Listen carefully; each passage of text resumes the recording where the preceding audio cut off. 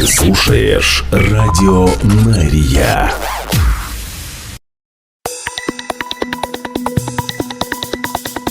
Израильская служба новостей в прямом эфире на Радио Мария. Здравствуйте. Сегодня 6 марта, четверг. Мы начинаем.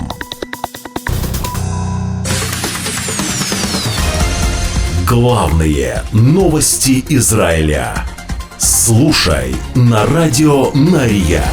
Администрация президента США Дональда Трампа ведет прямые переговоры с Хамас, направленные на освобождение американских заложников, которые удерживаются в секторе Газа, а также на заключение более широкого соглашения о прекращении войны. Об этом сообщает издание Axios со ссылкой на два источника, непосредственно осведомленных о ходе этих переговоров. Секретные переговоры, которые проводят спецпредставители Трампа по вопросам заложников, являются беспрецедентными, поскольку США никогда ранее не сотрудничали напрямую с Хамас. Хамас признан Вашингтоном террористической группировкой в 1997 году. По данным Axios, переговоры велись в Дохе в течение последних недель, однако никаких соглашений достигнуто не было. В январе высокопоставленный представитель Хамас Муса Абу Марзук публично заявил, что группировка готова начать диалог с администрацией Трампа. Добавлю, что в Газе остался один живой американский заложник. Ну а еще Хамас удерживает тела нескольких американо-израильских заложников.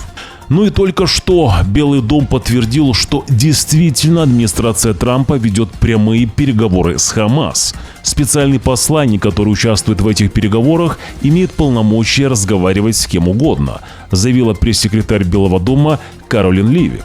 С Израилем также проводились консультации по этому вопросу.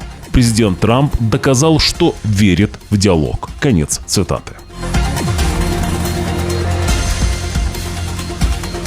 Ну и появляется все новая и новая информация. Президент США Дональд Трамп предъявил Хамас ультиматум: немедленно освободить всех оставшихся заложников, или Хамас будет уничтожен. Далее цитирую.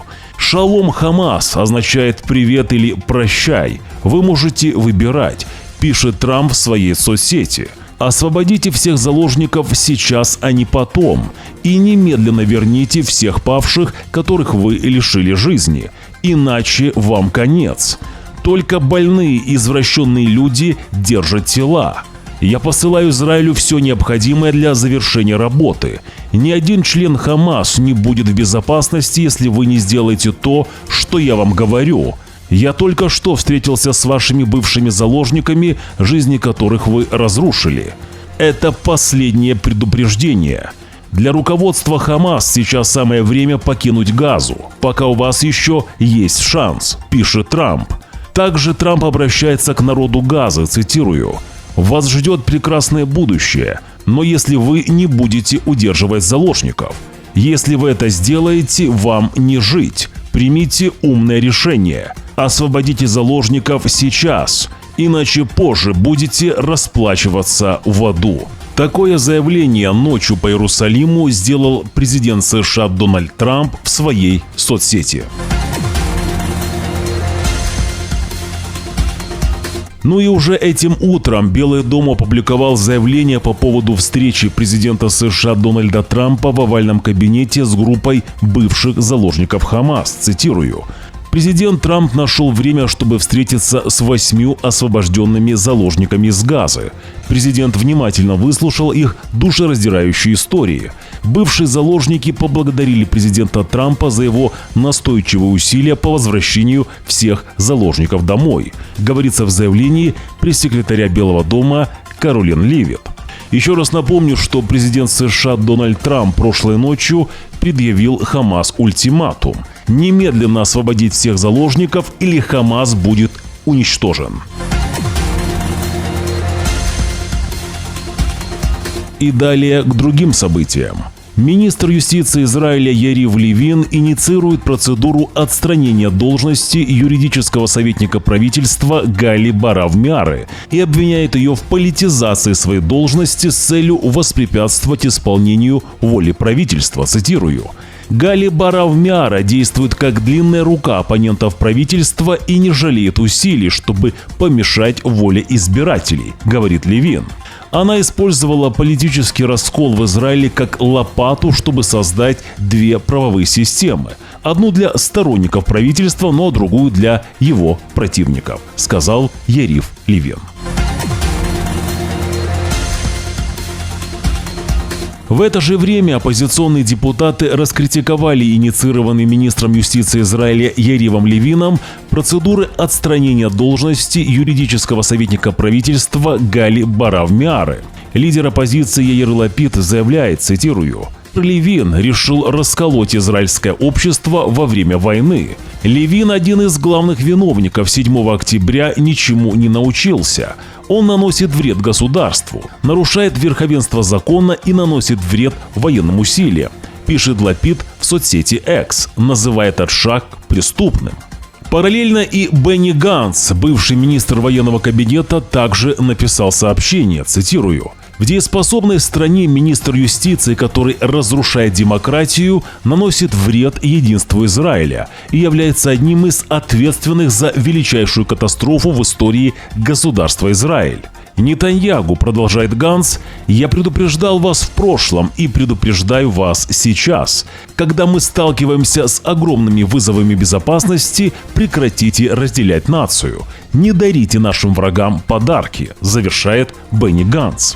Тем временем бывший министр национальной безопасности Израиля Итамар Бен-Гвир приветствует заявление Левина по поводу процедур отстранения Гали Барав Миары и говорит, что лучше поздно, чем никогда. Время пришло. Это была цитата. Министр иностранных дел Израиля Гидеон Саар сказал, что отстранение от должности юридического советника правительства Гали Барав Миары, цитирую, является необычным шагом. И это оправдывает действия министра юстиции Ярива Левина по инициированию ее отстранения. Барав Миара стала полноправным политическим деятелем, систематически выступающим против правительства с четкой целью его свержения, продолжает Саар. Ее поддерживает любой, кто хочет свергнуть правительство. Конец цитаты. Напомню, что Гидеон Саар еще в 2023 году осуждал попытки Левина сместить Барав Миару и называл это экстремистской угрозой государству. Но теперь Саар говорит, что тогда он руководствовался правовой философией, которую Миара, по его словам, отстаивала в то время. Однако теперь Миара изменила свой подход на 180 градусов, добавляет министр иностранных дел Израиля Гидеон Саар. Новый начальник Генштаба армии обороны Израиля генерал-лейтенант Эяль Замир провел свою первую оценку ситуации на форуме Генерального штаба, принимая ряд решений, включая и назначение внешней группы экспертов для оценки расследований, проведенных военными 7 октября, закрытие управления ЦААля по Ирану и созданию новой танковой бригады. В ходе встречи Замир заявил, что этот год станет годом войны, в которой основное внимание будет уделяться сектору Газа и Ирану. При этом сохранятся достижения, которые будут расширены и на других аренах. Замир говорит генералам, что возвращение заложников является моральным долгом, и армия обороны Израиля примет меры для возвращения всех заложников домой. Новый командующий армией обороны Израиля также объявил о начале нового многолетнего плана развития армии, планирование которого начнется во второй половине этого года. Замир говорит, что армия обороны Израиля также будет работать прозрачно и в полном сотрудничестве с любым внешним следственным органом. В это же время, выступая на церемонии передачи полномочий начальника Генштаба ЦААля, премьер-министр Израиля Биньямин Нетаньягу заявил, что Израиль, цитирую, должен полностью достичь цели войны. Нетаньягу добавляет, что Израиль полон решимости добиться решения и победы над Ираном и его доверенными лицами. Премьер-министр отмечает, что это уже 3-й раз, когда он рекомендует Эяля Замира, нового начальника Генштаба, на должность командующего ЦААля. Нетаньягу вспоминает о пребывании Замира на посту своего военного секретаря в период с 2012 по 2015 годы. Он говорит, что был поражен сионизмом, который бьется внутри вас, и профессиональной приверженностью как связующего звена между армией обороны Израиля и другими сотрудниками служб безопасности премьер-министру. Нетаньягу также отмечает важность пребывания Замира ранее на посту генерального директора Министерства обороны во время продолжающейся войны, в ходе которой он руководил основными процессами закупок.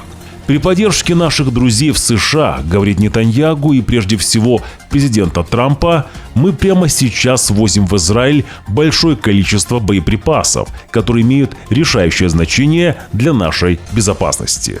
Желаю вам удачи, заключает премьер-министр. Тем временем уходящий в отставку начальник Генштаба армии обороны Израиля генерал-лейтенант Герци Алеви призывает создать национальную комиссию по расследованию нападения 7 октября 2023 года. Цитирую. 7 октября Цааль потерпел неудачу. Это был глубокий провал. Но такой провал такого масштаба не может расследоваться только в Цаале и Шабак, говорит Алеви. Алеви делает свои комментарии в присутствии премьер-министра Биньямина Нетаньягу, который решительно выступает против создания национальной комиссии. Эйнау Зангаукер, чей сын Матан находится в плену у Хамас, выступила с заявлением от имени семей заложников. Она в 100-й раз обвинила премьер-министра Израиля Биньямина Нетаньягу в срыве переговоров по сделке, цитирую. Сам Нетаньягу спровоцировал и спланировал кризис в переговорном процессе. Он нарушил соглашение и не готов обсуждать второй этап сделки. Нетаньягу отправил фейковую делегацию с фейковым мандатом на переговоры. Конец цитаты. Напомню, что Эйнау Зангаукер очень любит Хамас, поскольку женщина в своих выступлениях, читая написанные тексты в своем телефоне, фактически повторяет риторику Хамас. Хамас слышат ее и даже печатают баннеры с израильской Жанной Дарк. Добавлю, что ранее появилась информация, что Зангаукер готовят в политику. Такая себе оппозиционерка, которая будет постоянно кричать и обвинять Нетаньягу. Полиция Негева начала расследование после распространения видеороликов, на которых запечатлены люди, едущие с обезьяной и львенком в своих автомобилях, что является нарушением израильских законов о защите животных. Подозреваемые также фотографировали животных, поместив обезьяну рядом с пачкой сигарет для комического эффекта. Представитель полиции округа Негев сообщил, что сотрудники полиции пытаются установить виновных и расследуют обстоятельства инцидента. И только что стало известно, что подозреваемые задержаны. Стражам порядка удалось конфисковать у нарушителей обезьяну. О львенке ничего не сообщается. Напомню, что вся оперативная информация в нашем телеграм-канале. Ссылка на наш телеграм-канал будет в первом закрепленном комментарии под этим видео. Также, если вы смотрите нас по телевизору, отсканируйте телефоном QR-код на ваших экранах. Каждый из вас может прямо сейчас поддержать Радио Нария. Сделать это очень просто. Подпишитесь на наш YouTube-канал, нажмите на кнопку «Подписаться». Также нажмите на палец вверх под этим видео, если видео вам понравилось, или же на палец вниз, если видео не понравилось. Оставьте свой комментарий. Благодарность и нашим спонсорам. Их имена сейчас на ваших экранах. Напомню, что появился фейковый канал новостей Израиля, который постоянно распространяет ложь.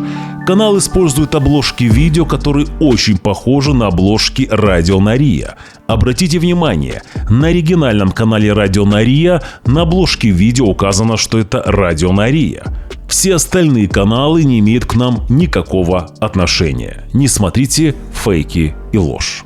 Я же благодарю всех, кто был с нами, и напоминаю, что уже завтра, в пятницу, 7 марта, в 6 часов утра по Иерусалиму мы снова в прямом эфире. Вы должны знать правду. До встречи.